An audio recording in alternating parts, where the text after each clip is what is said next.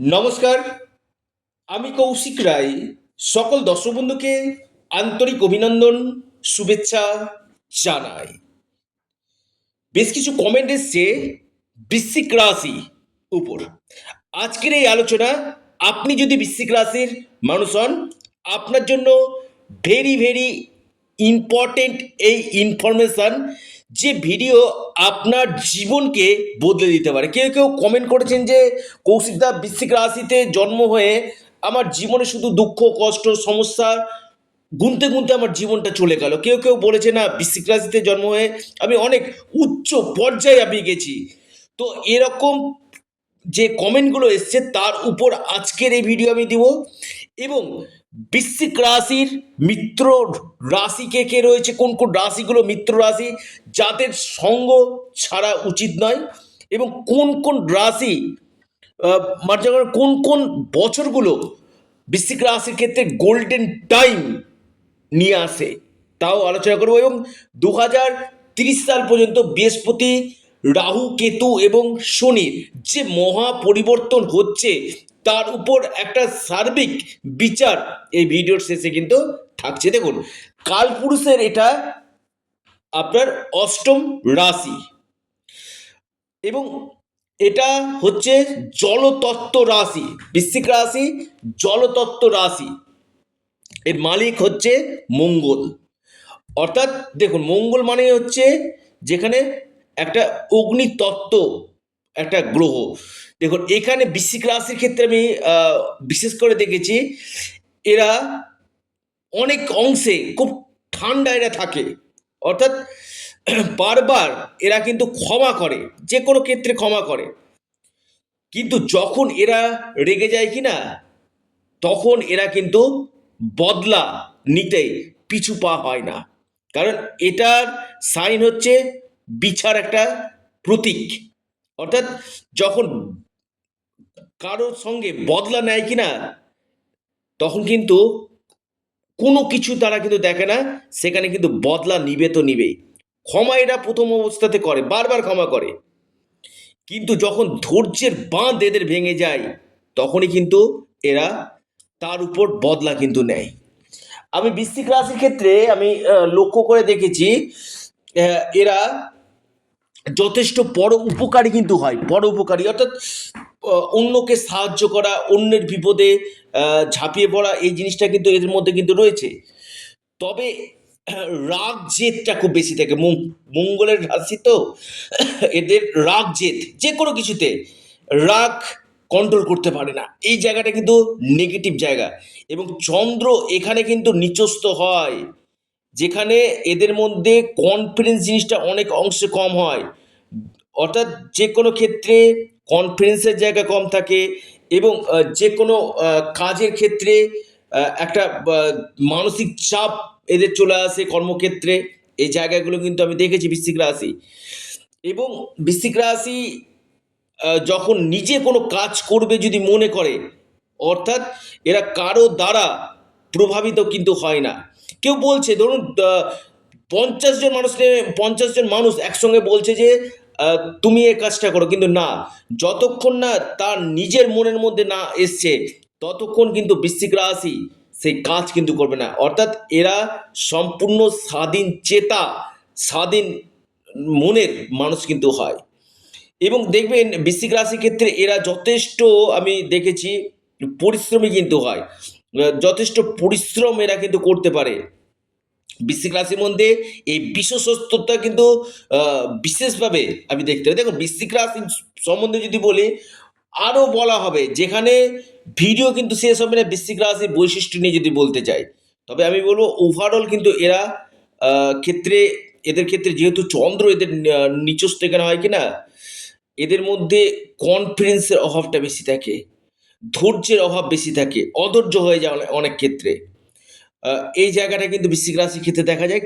তবে ওভারঅল আমি বলবো বৃশ্চিক রাশি যথেষ্ট একটা আপনার কর্মঠ, বা এক কথায় রাশি, যথেষ্ট পরিশ্রম করতে পারে। এরা বেশ ভালো মনের মানুষ হয়।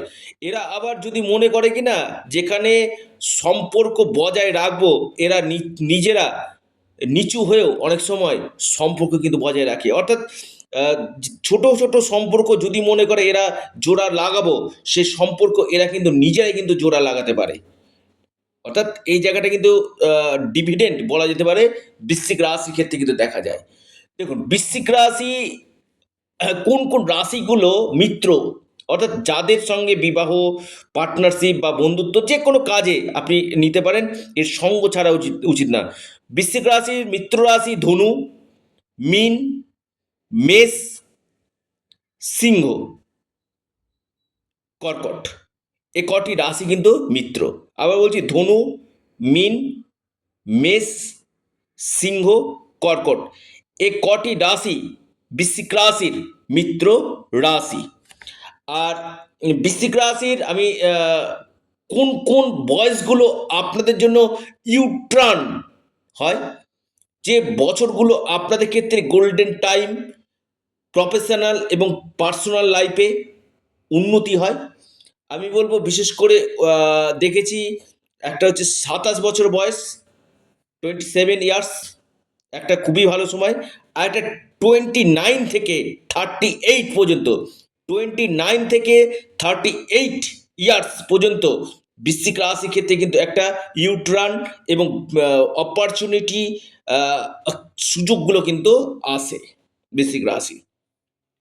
এবার আলোচনা করি বৃশ্চিক রাশির ক্ষেত্রে কোন কোন কোন আহ, মানে 2030 সালে কোন কোন বছরগুলো কি কি ঘটনা ঘটবে, আগামী 4-5 বছর কি সম্ভাবনা উঠে আসছে। দেখুন বৃশ্চিক রাশির বর্তমানে শনি পঞ্চমভাবে রয়েছে, এটা খুবই ভালো।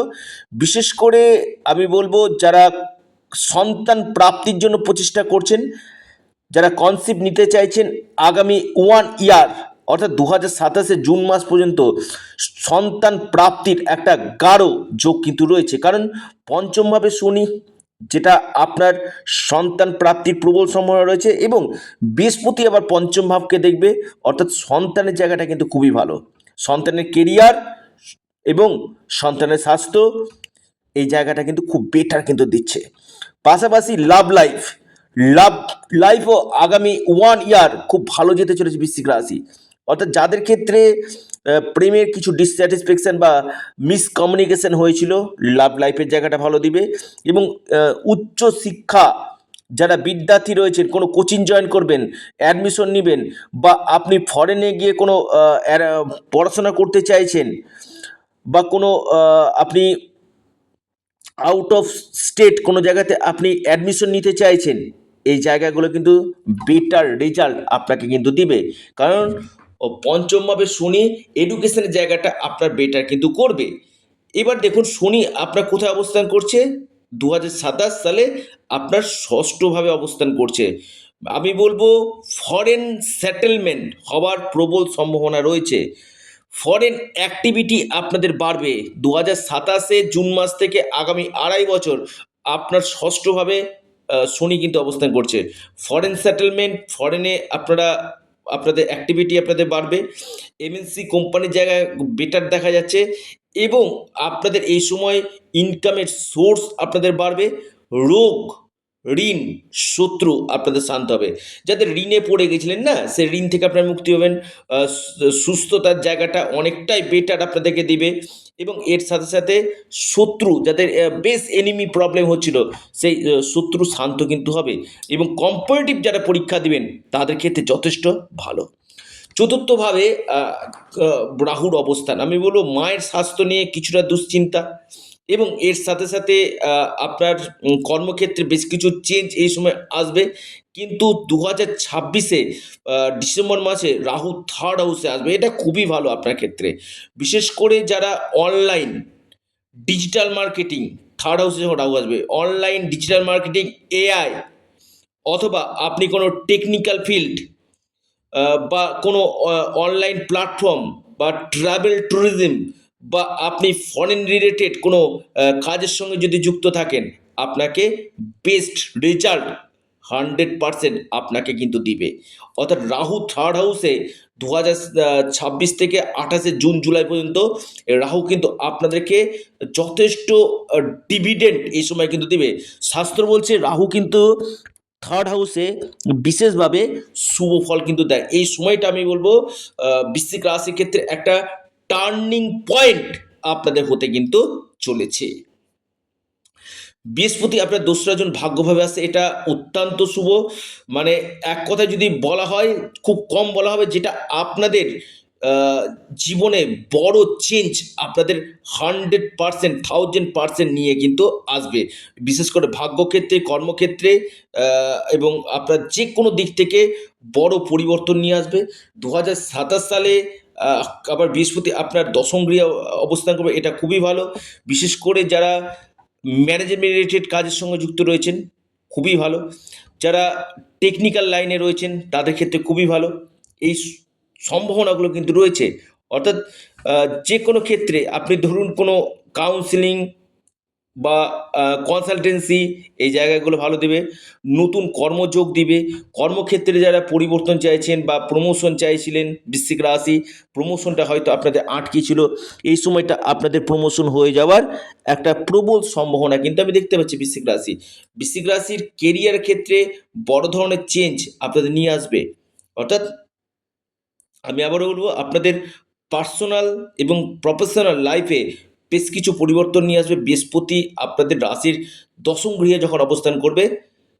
আমি বলবো আপনাদের যে কোনো ক্ষেত্রে, বিশেষ করে যারা ব্যাংকিং সেক্টর বা এডুকেশন ফিল্ডে রয়েছেন, বা যে কোনো ক্ষেত্রে কর্মক্ষেত্রে এই জায়গাগুলো বেটার দিবে।